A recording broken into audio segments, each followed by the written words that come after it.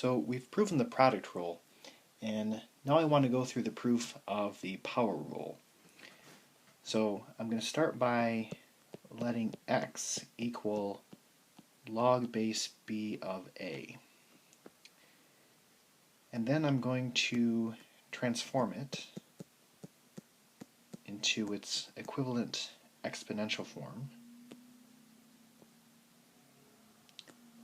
So this will be b raised to the x is equal to a.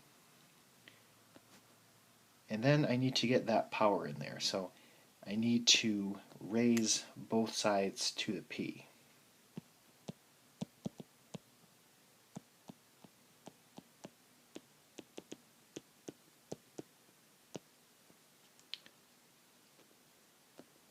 So this is going to be b to the x, and I'm raising that to p is equal to a to the p.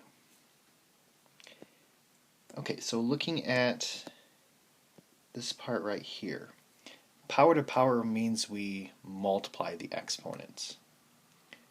So the other way to write this would be b raised to p times x, or px. So then after that, I want to transform back.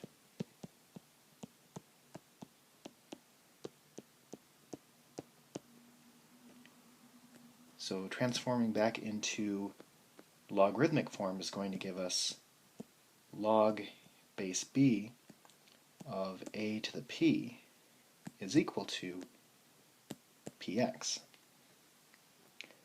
So we're almost there. My last step, I want to replace the x.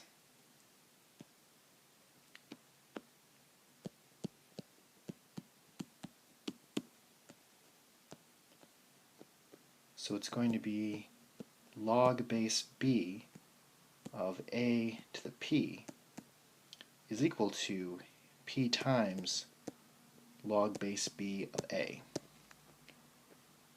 And if you look at this, this is our power rule. So we're done.